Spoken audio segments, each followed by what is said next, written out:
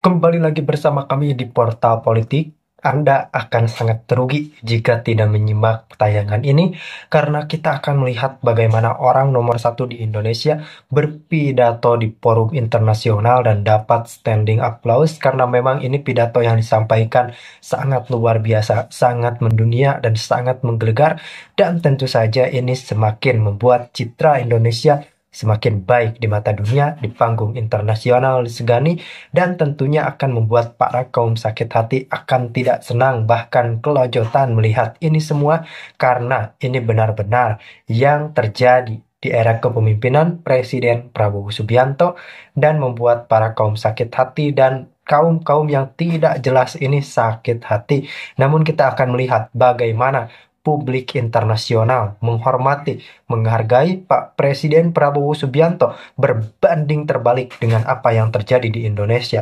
Prabowo yang tulus untuk rakyat justru banyak dihujat.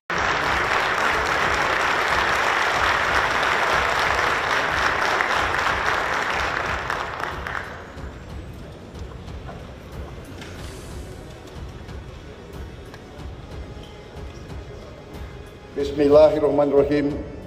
Assalamualaikum warahmatullahi wabarakatuh.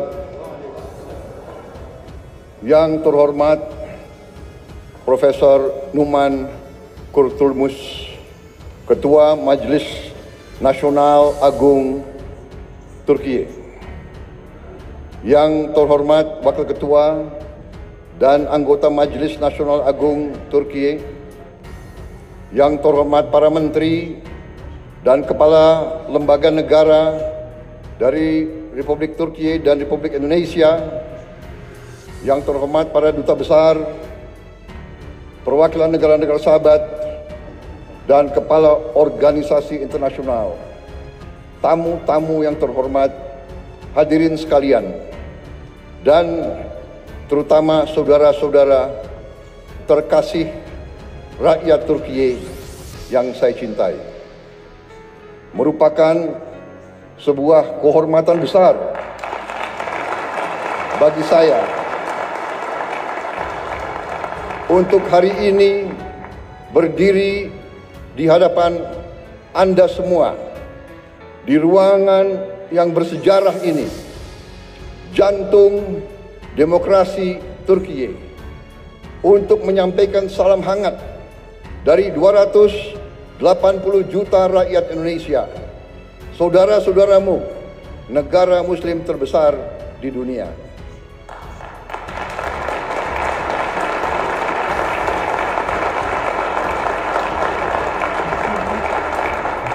Saya ingin menyampaikan bahwa ini adalah pidato pertama saya sebagai Presiden Republik Indonesia di depan parlemen di luar Indonesia. Jadi saya mengakui bahwa saya agak grogi.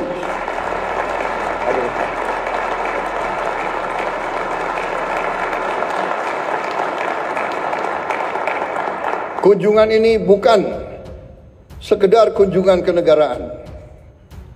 Bagi saya ini adalah sebuah momen pribadi. Saya datang ke Turkiye tidak hanya sebagai Presiden Republik Indonesia, tapi sebagai seorang sahabat, seorang saudara, sebagai seseorang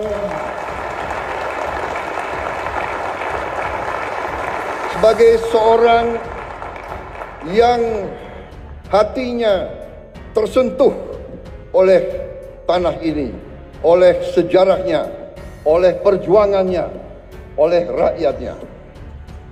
Turkiye memiliki tempat yang khusus, yang istimewa di hati rakyat Indonesia.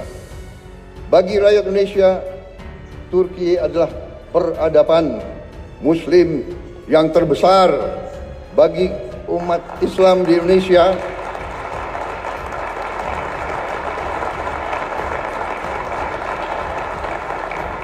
bagi kami, Turki adalah penerus dari peradaban Osmani, peradaban Ottoman.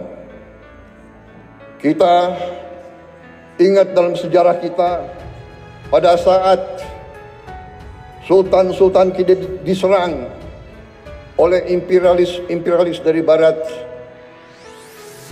Kekaisaran Ottoman mengirim bantuan, mengirim senjata, mengirim tentara, mengirim penasihat.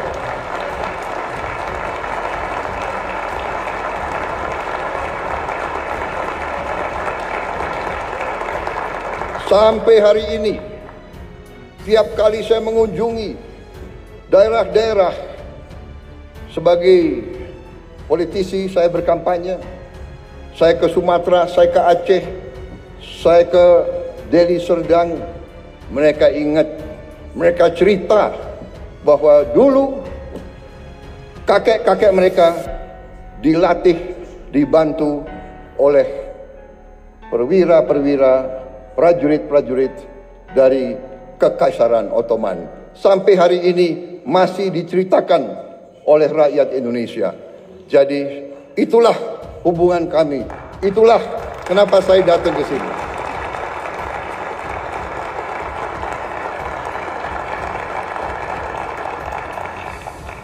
Mungkin saya adalah politisi Indonesia yang paling sering ke Turki. Mungkin pemerintah Anda bisa mencatat hampir tiap tahun saya hadir di Turki. Terima kasih rakyat Turki menerima kami dengan hati yang terbuka dan dengan tangan yang terbuka.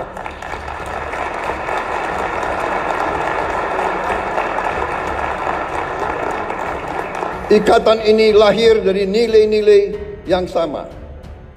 Perjuangan bersama. Perjuangan untuk kemerdekaan, perjuangan untuk harga diri, perjuangan untuk kehormatan, solidaritas, dan rasa kagum yang mendalam. Persahabatan ini telah terjalin selama berabad-abad. Dan sampai sekarang, kami merasa pemimpin-pemimpin Turki selalu bersahabat dengan kami dan selalu terbuka sama kami dan selalu ingin membagi kemajuan-kemajuan yang dialami oleh rakyat Turki. Saudara-saudara sekalian, Majelis Agung yang terhormat, kita merasakan bahwa saat ini keadaan dunia penuh dengan ketidakpastian. Kita merasa sekarang bahwa terjadi penindasan oleh bangsa-bangsa yang besar terhadap bangsa-bangsa yang lemah. Kenapa saya bicara begini? Saya merasa kami di Indonesia melihat sikap Turki, kepemimpinan pemimpin-pemimpin Turki yang tegas membela mereka yang lemah, yang tegas membela perjuangan rakyat-rakyat yang tertindas, terutama saudara-saudara kita di Palestina.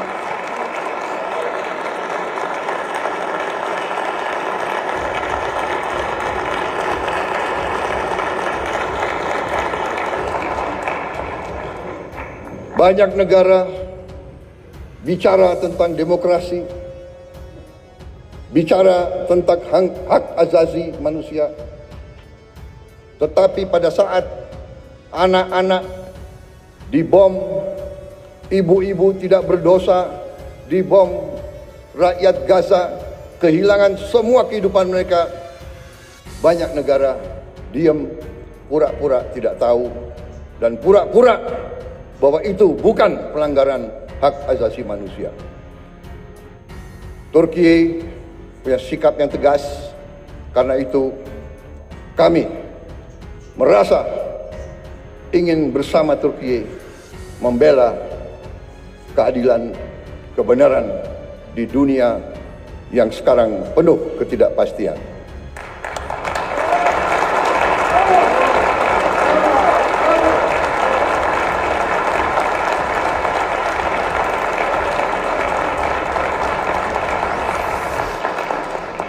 Saudara-saudara sekalian yang saya hormati, saya sendiri secara pribadi adalah pengagum sejarah Turki. Saya belajar tentang sejarah Turki.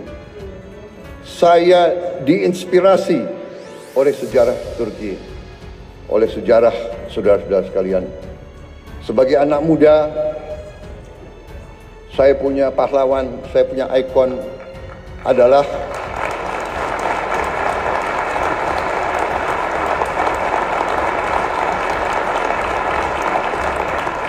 sebagai anak muda, pahlawan saya, ikon saya adalah Mustafa Kemal Atatürk.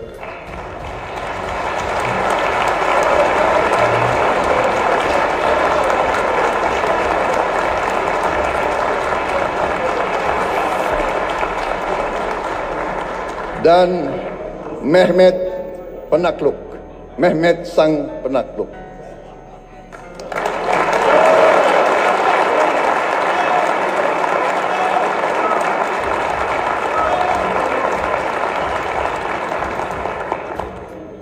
Saudara-saudara sekalian, kalau saudara datang ke kantor saya di Jakarta, kalau saudara datang ke rumah saya di Jakarta, ada patung Mustafa Kemal Atatürk. Di kantor saya, di rumah saya.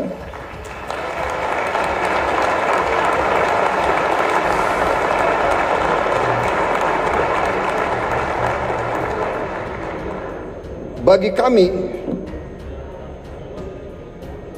kami, tidak hanya di Indonesia, saya bicara di Global South, di negara-negara yang sedang berkembang, Mustafa Kemal Atatürk adalah sebuah ikon, sebuah contoh keberanian,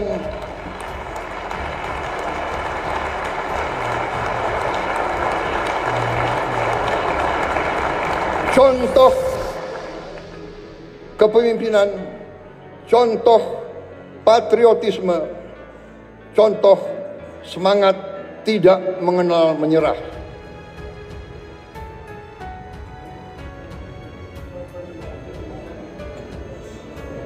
Saudara-saudara sekalian, karena itu dunia saat ini, keadaan geopolitik saat ini di dunia, menurut pendapat saya memerlukan kepemimpinan yang sama, kepemimpinan penuh keberanian,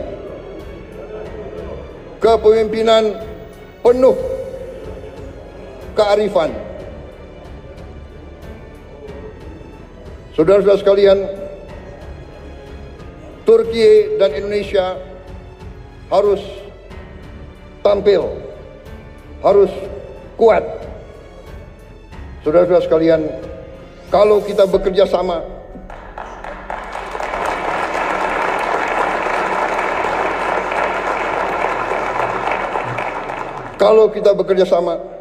kalau kita sama-sama kuat, suara kita akan lebih didengar oleh seluruh dunia. Saudara-saudara sekalian, saya sedang memimpin Indonesia menuju suatu transformasi yang besar. Kita ingin memperbaiki ekonomi kita. Kita ingin membangun pemerintah yang bersih dari korupsi, supaya rakyat Indonesia bisa hidup dengan baik. Karena itu, saya ingin semakin dekat dengan Turki. Mari kita bersama-sama kerja.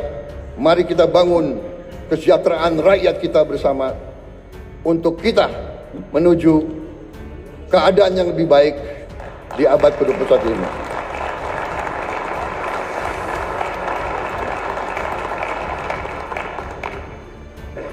Peradaban kita memerlukan suatu perjuangan mencapai hak semua bangsa untuk hidup dengan baik, hidup dengan aman, hidup dengan damai, tanpa penindasan oleh siapapun. Saudara-saudara sekalian, saya yakin Turki dan Indonesia dapat berbuat yang terbaik bagi kepentingan umat manusia dan dunia. Terima kasih. Wassalamualaikum warahmatullahi wabarakatuh.